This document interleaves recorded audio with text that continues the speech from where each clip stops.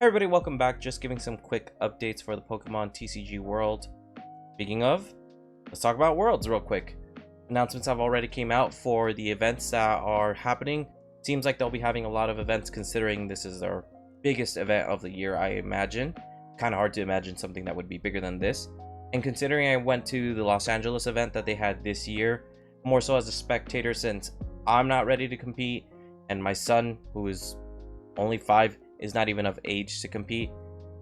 Neither one of us were really going to go in there and throw hands.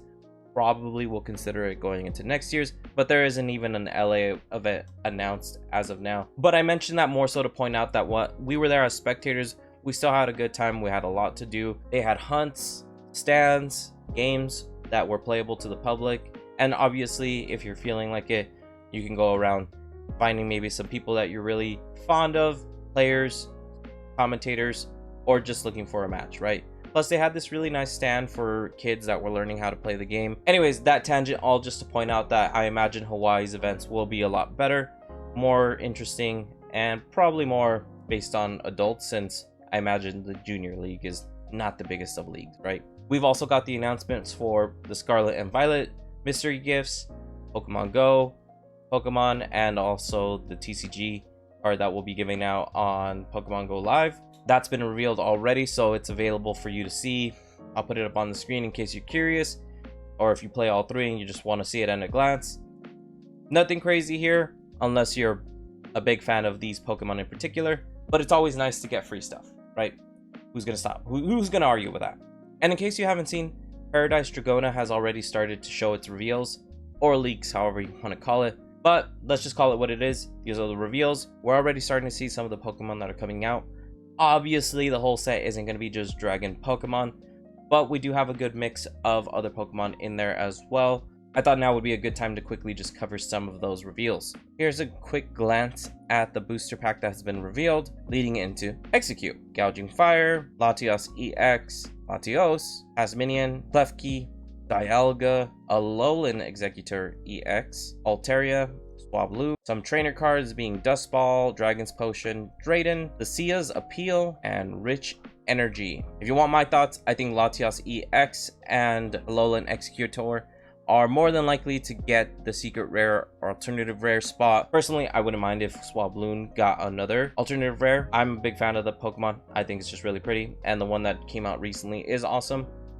I would get a PSA 10 of it once I get some extra cash, just because I like it. And I'll do it just for me, because I don't feel as if I always need to be collecting cards that are expensive or bound to blow up on price, right? I don't have a Moonbreon. Maybe I'll regret that one day, but I don't really care. I don't feel like I'm missing out on anything there. Like, I bought this Noivern PSA 10. I don't expect this to go anywhere. And even if it does, I'm probably not going to sell it anytime soon. It could probably triple, quadruple in price, and I would still not consider it. Maybe if it went tenfold, but even then, I'm not following the pricing on this card, so I wouldn't even notice until a while, probably when it's too late. Real quick, I just want to touch on the Sia's Appeal. Obviously, some power creep coming into the game. It's expected, all games have power creep, but this is essentially going to take the slot of boss's orders, I imagine, just because of the way that it functions. Does about the same thing with the added bonus of now having a confused Pokemon on the opponent's side. I think that's a big deal. I can't see how anybody wouldn't benefit from a situation like this. It only makes control decks a little stronger if you're interested in those, right? Now, I guess I could say Rich Energy does seem interesting, because in certain decks, like a control deck, I could also imagine bouncing the Snorlax, placing energy, you know, penning him up, picking up the energy, putting it back, constantly looping energy will allow you to just draw faster. Might make it so that Rotom V gets slightly pushed out of the meta, but I'm not counting on it. I'm not sure that's gonna happen. Just some speculation. And yes, I know I keep hinting about control decks or talking about control deck. That's the kind of style I like to play. It's the only thing that I wish more card games had. Personally, I just like playing control decks. I wish that there were more Magic style decks of control. What I mean by like saying no to people, but that's just my forte. Wherever I go or whatever game I play, if there's a control style, I want to play it. Speaking of decks, The meta has already started to reveal itself now that Shrouded Fable is legal online for a lot of people to play, so we're seeing a lot of tournaments being held right now using the expansion. To nobody's surprise, obviously we still have our strong decks with Charizard, Regidragos, still in the meta it seems, but I was a little surprised to see the lack of Dragonpult.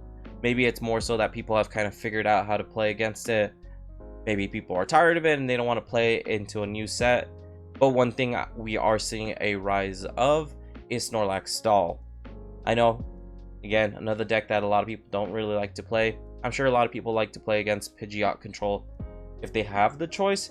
But I mean, you could tell me what you like to play against, if control decks at all. But I'm saying, like, you tell me what you like to play if you don't have a choice. Let's put it like that. If you don't have a choice and you had to play against these two control decks, which one would you rather play against? Let me know. I'm curious. We did also have one deck that kind of came out of the blue. It's bringing some concerns for the expanded format, as Dusknoir is looking to be very strong, but time will tell. In the standard format currently in this tournament, it did phenomenally well. 8-0 with this many players. It's the largest so far that's been held since Shrouded Fable has been legal. So, but it is just a one time, but this is the first time it happens. We'll see what comes of it and if it's actually legitimately here to stay. Jumping over to the Japanese market really fast, 151 is still going up in price ever so slightly. We've already increased the pricing on our website. I don't know if it's going to continue to rise up, considering the reprinting right now is more so focused on the English version. So I really doubt that there's going to be another reprint. I'd expect them to just keep slowly producing it into the market up until the end of this year. But I don't know for sure if they're going to keep reprinting the Japanese one. So now may or may not be your last chance. I'm not telling you what to do. I'm not telling you where to buy it or if you should even go buy it from my website. But I really don't imagine we'll get another reprint as heavy as we did a couple months ago. I think if you've missed the low, you've missed it for sure. But I don't think we're out of the woods just yet. I'd say in another 2 months, that's when we'll really get an idea as to what's going to happen with the set. I still think next year will also bring some more reprints. I know a lot of people are looking at other sets right now in the Japanese market. I know a lot of focus is on V-Star Universe, considering it's probably going to fall out of printing soon. It's already had its cycle, but you know, to each their own. I just buy what I like and I sell whatever I think is going to do well. I know a lot of people are also looking at Stellar Crown right now, which is another reason why I don't imagine there'll be another reprint of 151. And why I say maybe give it 2 months, because they just had Stellar Crown and now we're expecting to have Dragona Paradise, and I imagine like another mainline set will follow that. The holidays will be here around that time, so they'll be printing a lot of other newer stuff at the time. I don't know, I'm speculating, guys. I don't want to tell anybody what to do and get their feelings hurt, right? But anyways, let me know what you're buying right now, or what you're investing in, or what you're opening in, and whether it's in English or Japanese. Personally, I'm still looking to buy 151 as it continues to trend upward. If it doesn't ever have that decline again, it's just going to be hard to get your hands on eventually. I'm sure a lot of people just bought more of it and are sitting on it since they caught the low. Anyways, those were some quick Pokemon updates. I'm personally excited for the new Digimon set that just came out. Being that security control is probably going to slowly fade away. It'll probably still be around, but I'm just interested in seeing what other decks rise up. And by chance, have any of you bought the newest Japanese One Piece set? I know a lot of people are hunting for a manga rare, and have you gotten your hands on one? Let me know. Alright guys, that'll do it for now. Thanks for watching this video. As always, leave a comment, like, subscribe.